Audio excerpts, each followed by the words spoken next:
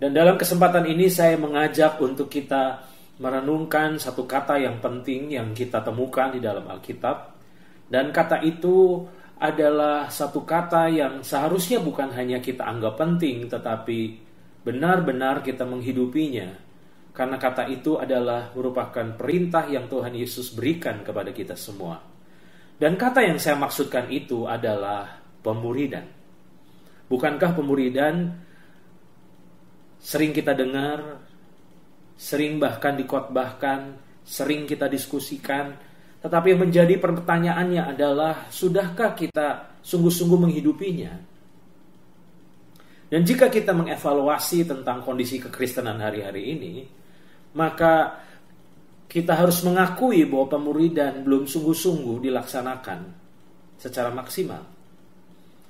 Dan ketika saya merenungkan hal ini, timbul pertanyaan di dalam pikiran saya, apa sebenarnya yang menjadi kendala gereja hari ini belum maksimal dalam memuridkan? Dan setelah saya merenungkannya, saya mencoba mengamati, saya coba mengevaluasi, dan saya mencoba mempelajari buku-buku tentang pemuridan. Maka dalam perenungan tersebut, akhirnya saya mulai mencoba mendefinisikan pemuridan dalam definisi yang sederhana. Dan dalam perenungan tersebut akhirnya saya menemukan sebuah definisi yang sederhana tentang pemuridan. Definisi pemuridan menurut pendapat saya adalah hidup sebagai seorang murid Kristus yang membimbing orang lain secara intensif untuk hidup sebagai murid Kristus, sehingga mereka dapat melakukan hal yang sama kepada orang lain. Saya ulang, definisi pribadi saya tentang pemuridan adalah hidup sebagai seorang murid Kristus yang membimbing orang lain secara intensif untuk hidup sebagai murid Kristus, sehingga mereka dapat melakukan hal yang sama kepada orang lain. Kendala yang saya temukan, mengapa gereja hari ini belum maksimal dalam memuridkan? Karena ternyata sebenarnya kita harus jujur mengakui bahwa sebelum kita dapat memuridkan orang, maka kita harus sungguh-sungguh hidup sebagai murid Kristus. Kita harus terlebih dahulu hidup sebagai murid Kristus sebelum kita dapat menolong orang lain untuk hidup sebagai murid Kristus. Bagaimana mungkin jika kita belum hidup sebagai murid Kristus, lalu kita menolong orang untuk menjadi murid Kristus? Bukankah jika kita melakukannya, maka kita hidup sebagai calo? Dalam perenungan saya tentang pemuridan, terkadang kita harus rela untuk melangkah mundur, untuk dapat kita bisa melompat jauh. Sebelum kita memuridkan orang, sebelum kita memuridkan bangsa-bangsa, maka alangkah baiknya untuk kita terlebih dahulu mengevaluasi bahwa sudahkah kita hidup sebagai murid Kristus. Karena murid Kristus seharusnya bukan hanya status, tetapi gaya hidup di mana kita benar-benar menghidupi keseharian kita sebagai murid Kristus. Di dalam Injil Lukas pasal 6 ayatnya yang ke-17, firman Tuhan katakan, lalu Yesus turun dengan mereka. Mereka yang dimaksud di sini adalah 12 murid Yesus. Lalu Yesus turun dengan mereka dan berhenti pada suatu tempat yang datar. Di situ, di tempat yang datar itu, berkumpul sejumlah besar dari murid-muridnya dan banyak orang lain yang datang dari seluruh Yudea dan dari Yerusalem dan dari daerah pantai Tirus dan Sidon.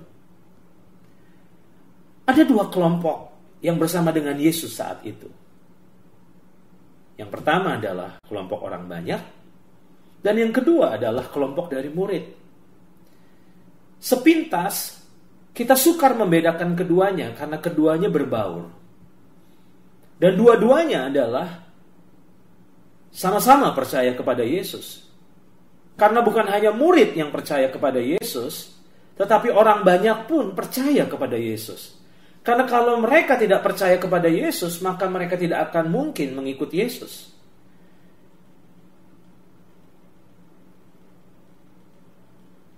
Sebelum kita memuridkan bangsa-bangsa, sebelum kita memuridkan dunia. Maka ada satu pertanyaan penting yang saya mau ajukan untuk kita renungkan sebelum menjawabnya adalah, sudahkah kita hidup sebagai murid Kristus? Karena ada dua kelompok yang kita tadi temukan dalam Injil Lukas pasal yang ke-6, yaitu yang pertama kelompok orang banyak dan yang kedua adalah murid. Di dalam Kisah Para Rasul, kata orang percaya ditulis sebanyak 3 kali. Sedangkan kata murid ditulis sebanyak 30 kali. Dan kata murid muncul sebanyak 269 kali dalam Perjanjian Baru. Dan dalam kesempatan ini saya ingin untuk kita belajar tentang membedakan dua kelompok yang mengikut Yesus, yaitu kelompok orang banyak dan kelompok murid. Telah terjadi salah terjemahan saat kita membaca Amanat Agung. Mengapa saya katakan telah terjadi salah terjemahan? Karena di saat kita membaca Injil Matius pasal 28 ayat yang ke-19, firman Tuhan berkata, karena itu pergilah, jadikanlah semua bangsa muridku. Ayat ini tidak berkata, jadikanlah semua bangsa menjadi orang yang percaya kepadaku. Ayat ini berkata, jadikanlah semua bangsa muridku. Tanpa sadar kita telah salah membaca, salah menerjemahkan ayat ini. Sehingga upaya kita adalah bagaimana menjadikan orang yang tidak percaya menjadi percaya. Dan saat kita berhasil membimbing mereka, menuntun mereka untuk akhirnya mereka percaya kepada Yesus, maka kita merasa puas. Kita merasa telah berhasil. Padahal sebenarnya yang menjadi target Tuhan adalah bukan sebatas menjadikan orang yang tidak percaya menjadi percaya, tetapi menjadikan mereka sebagai murid Kristus.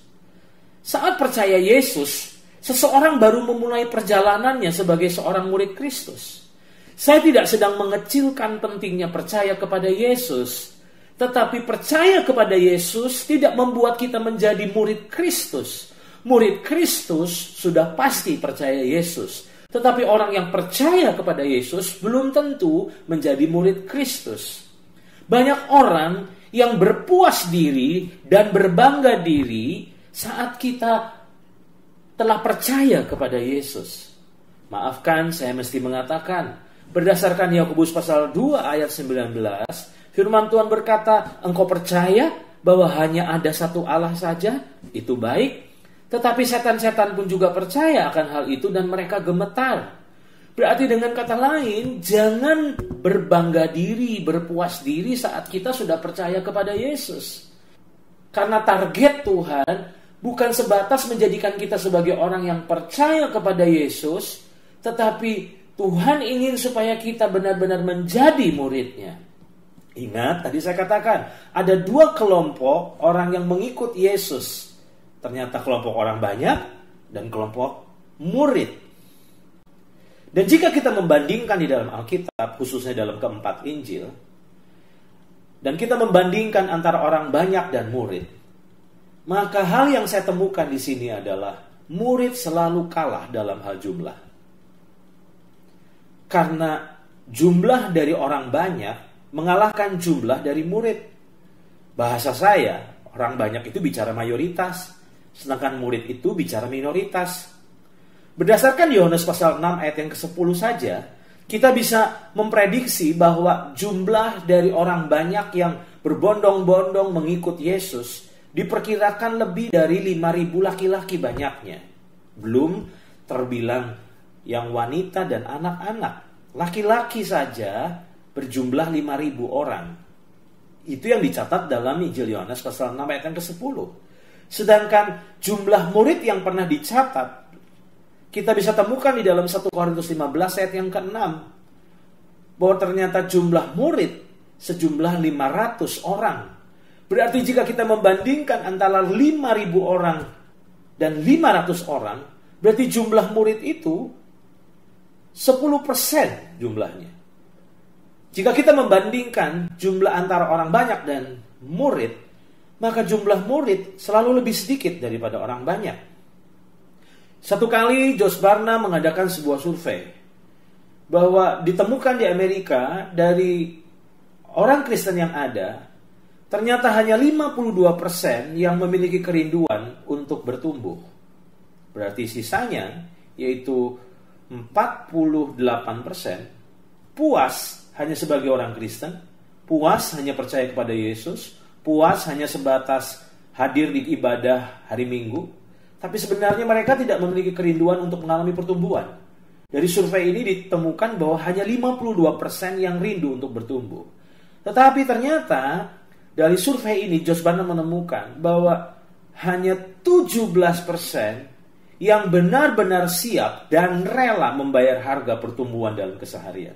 Dan di saat saya membaca hasil survei ini, maka saya menyimpulkan bahwa hanya sedikit sekali prosentase dari orang-orang percaya yang sungguh-sungguh ingin hidup sebagai murid Kristus. Mayoritas ternyata hanya puas percaya kepada Tuhan, puas hanya sebagai orang Kristen.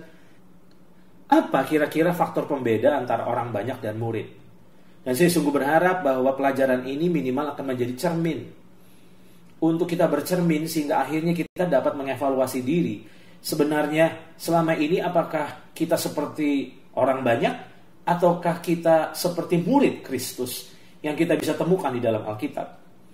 Ternyata faktor yang pertama yang membedakan antara orang banyak dan murid adalah motivasi. Motivasi orang banyak datang kepada Yesus, mengikut Yesus, ternyata adalah demi kebutuhan. Demi kebutuhan mereka akan kesembuhan, demi kebutuhan mereka untuk mengalami mujizat, demi kebutuhan untuk mereka mengalami pertolongan daripada Yesus. Karena tidak bisa dipungkiri bahwa Yesus hadir dengan kuasa dan menolong banyak orang pada saat itu. Itu sebabnya motivasi orang banyak untuk mengikut Yesus ternyata adalah atas dasar kebutuhan. Kita bisa temukan itu di dalam Injil Yohanes pasal 6, ayat yang ke-24 sampai 26.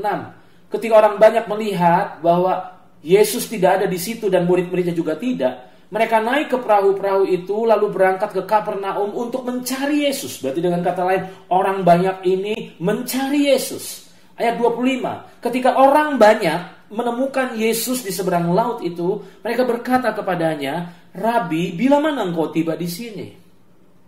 Yesus menjawab mereka, "Aku berkata kepadamu, sesungguhnya kamu mencari aku," atau dalam bahasa bebasnya, kamu mengikut aku, bukan karena kamu telah melihat tanda-tanda, melainkan karena, perhatikan kalimat ini, melainkan karena kamu telah makan roti itu dan kamu kenyang.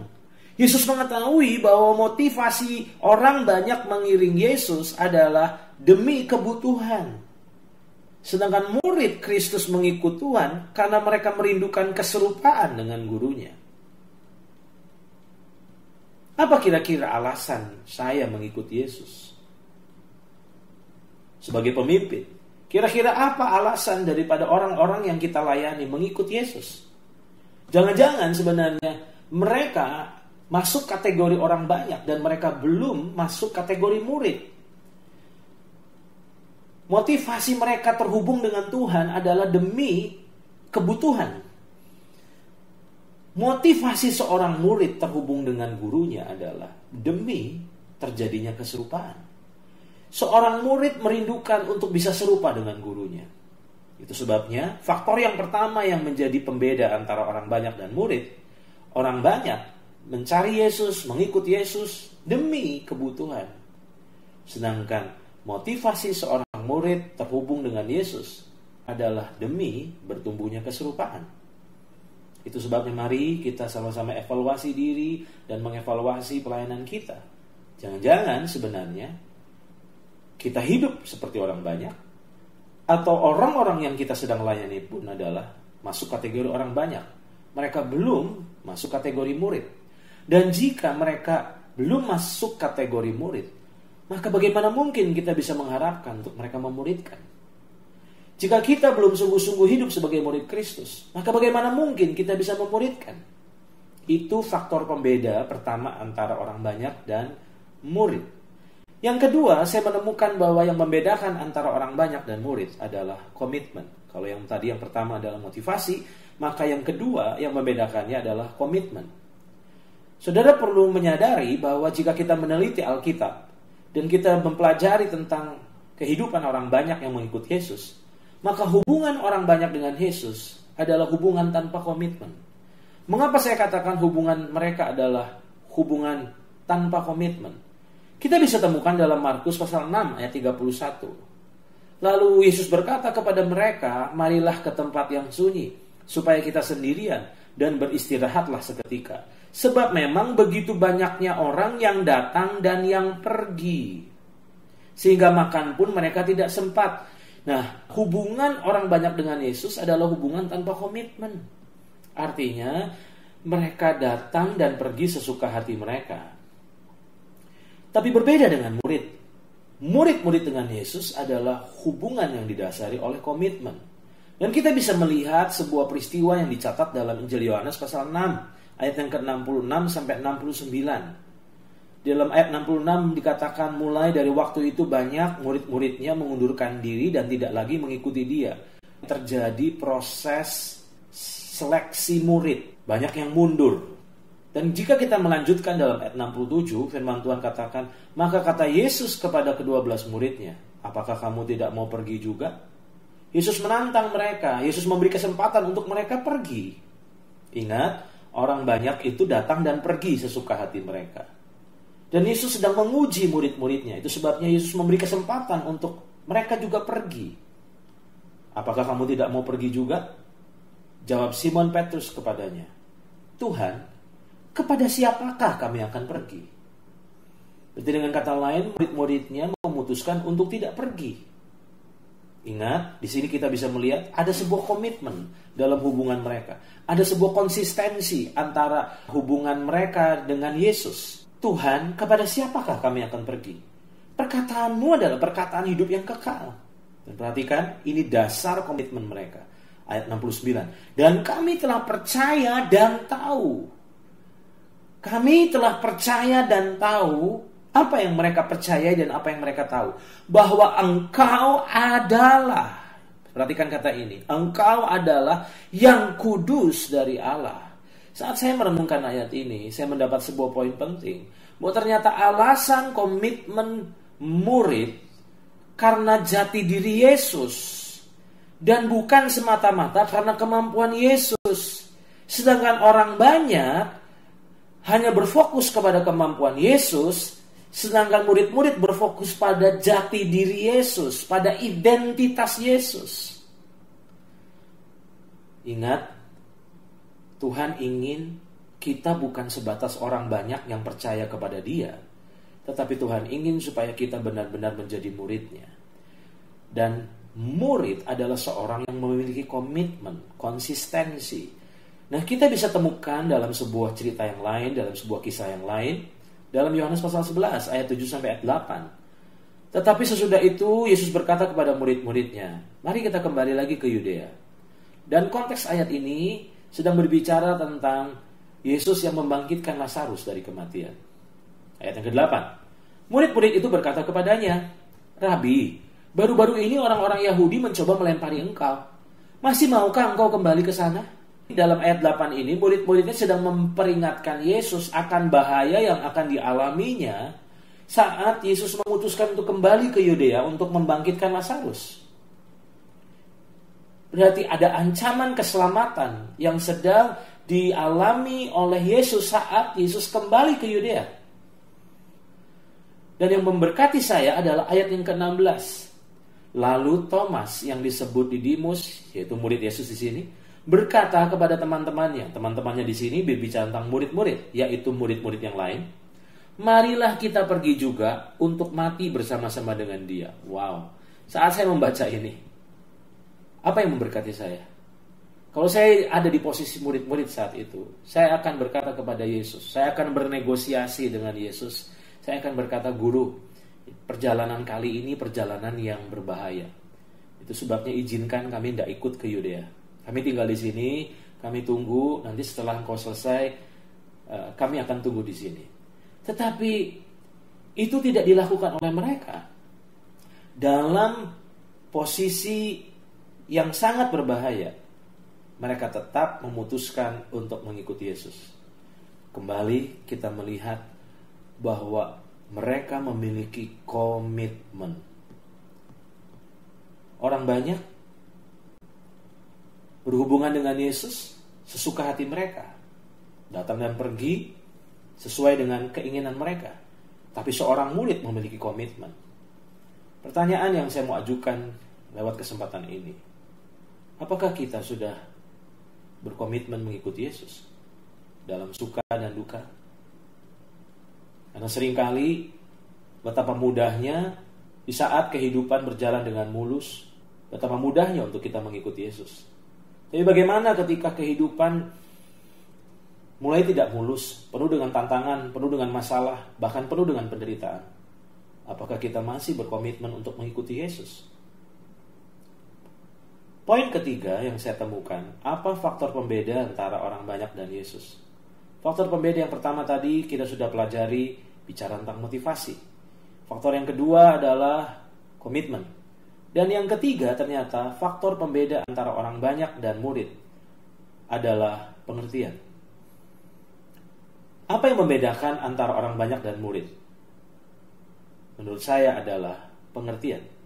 Nah, kita bisa lihat ini dalam Matius pasal 13 ayat pertama sampai 3. Pada hari itu keluarlah Yesus dari rumah itu dan duduk di tepi danau.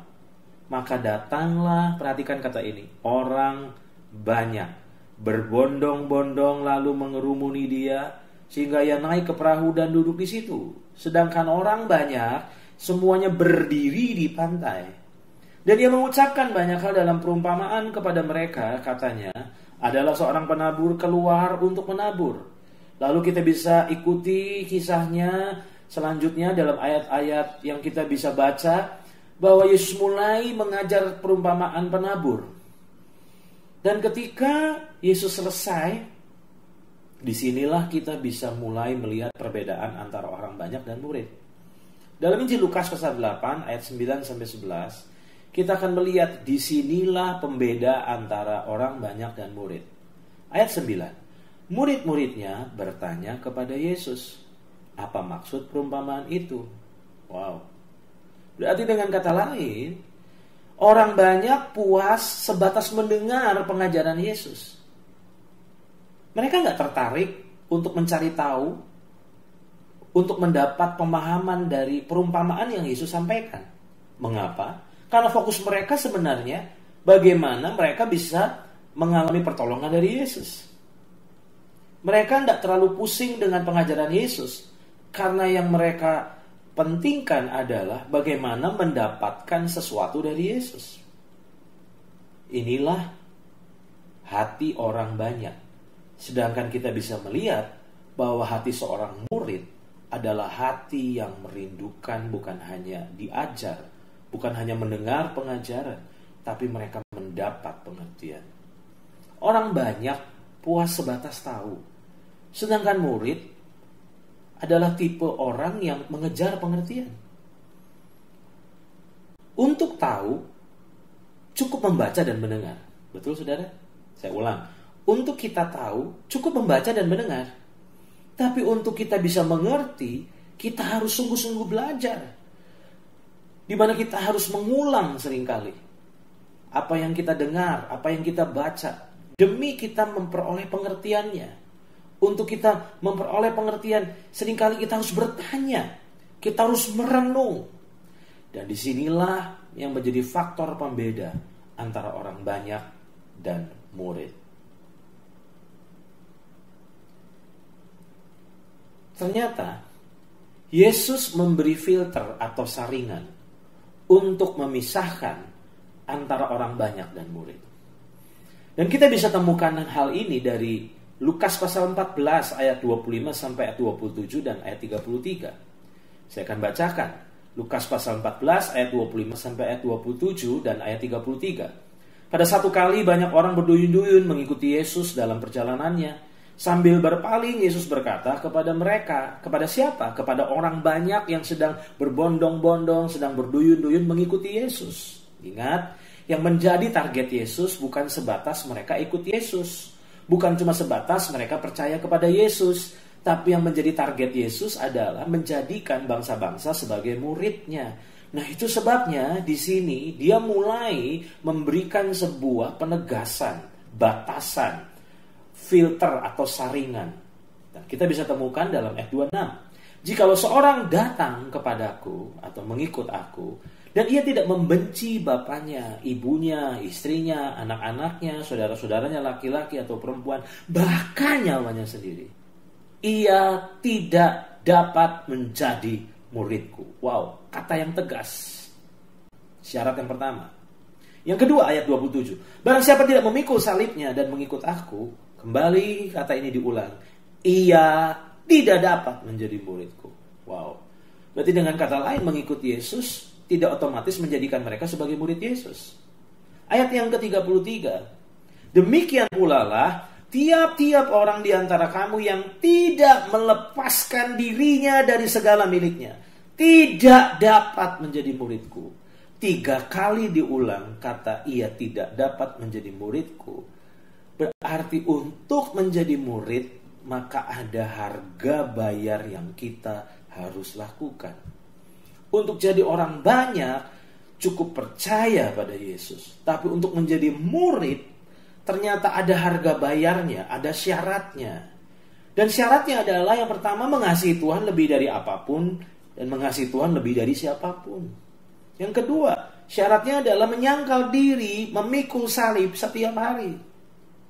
Yang ketiga, melepaskan diri dari segala kepemilikan. Dan 3 hal ini yang memisahkan antara orang banyak dan murid. Jika kita menolak untuk memenuhi 3 hal ini, maka kita hanya baru sebatas seperti orang banyak. Kita belum jadi murid. Karena untuk menjadi murid, maka kita harus belajar menjadikan 3 hal ini sebagai gaya hidup kita. Yang pertama, mengasihi Tuhan lebih dari apapun dan siapapun. Yang kedua, menyangkal diri, memikul salib setiap hari. Yang ketiga, melepaskan diri dari segala miliknya. Dan jika kita tidak rela untuk menghidupi 3 hal ini, maka dengan tegas Tuhan Yesus tadi katakan, ia tidak dapat menjadi muridku. Pertanyaan saya, kalau kita tidak dapat menjadi muridnya, bagaimana mungkin kita bisa menghidupi pemuridan? Jangan-jangan yang membuat orang-orang yang kita layani belum juga memuridkan. Bukan karena mereka tidak ingin memuridkan, karena mereka belum hidup sebagai murid Tuhan. Setiap kali berbicara tentang harga bayar seorang murid, yaitu mengasihi Tuhan lebih dari apapun dan siapapun, menyangkal diri, memikul salib setiap hari, melepaskan diri dari segala kepemilikan, maka banyak orang percaya terintimidasi. Kita merasa berkecil hati, kita merasa kita gak akan mampu, kita gak akan sanggup. Pertanyaan saya adalah, pernahkah saudara menyadari bahwa pengalaman dikasihi Tuhan di awal perjalanan kekristenan kita sebenarnya membuat harga bayar murid menjadi sangat masuk akal? Mengapa saya katakan demikian? Di saat saudara mengalami kasihnya, di saat saudara menyadari kasihnya yang begitu besar, maka untuk mengasihi Tuhan lebih dari apapun dan siapapun, menurut saya bukan hal yang mustahil. Saat kita benar-benar mengalami kasihnya, menyadari kasihnya, maka untuk menyangkal diri dan memikul salib setiap hari, menurut saya bukan hal yang berat. Saat kita mengasihi seseorang, maka kita akan rela berkorban untuk obat orang itu. Yang ketiga, di saat kita menyadari betapa kasihnya yang begitu hebat dalam hidup kita, dia telah menyerahkan nyawanya demi menggantikan kita. Pertanyaan saya, susahkah kita untuk melepaskan diri dari segala milik kita? Itu sebabnya mari kita belajar bahwa ternyata sebenarnya untuk memenuhi syarat yang Yesus ajukan untuk kita menjadi murid, sebenarnya itu berbicara tentang kasih karunia Tuhan.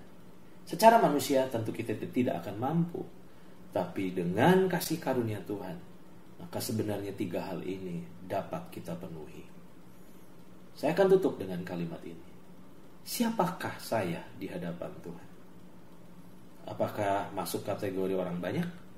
Ataukah saya sudah masuk kategori murid? Pertanyaan saya bagi para pemimpin-pemimpin, siapakah orang-orang yang kita layani selama ini? Jangan-jangan mereka masuk kategori orang banyak, sebatas percaya kepada Yesus, tapi mereka belum masuk kategori sebagai murid Kristus. Tuhan meminta untuk kita memutuskan menjadi muridnya atau tidak sama sekali. Kita tidak bisa memilih, kita tidak bisa bernegosiasi, kita tidak bisa tawar-menawar dengan Tuhan dan dengan berkata, saya rasa saya cukup percaya Yesus saja, tapi untuk jadi murid saya belum siap. Maafkan, saya mesti berkata bahwa jika kita berpikir demikian, maka sebenarnya kita hidup dalam kesuaman. Tuhan ingin untuk kita mengambil sikap, memutuskan. Tidak sekedar seperti orang banyak, tapi kita adalah murid Kristus yang berjalan mengikut Yesus.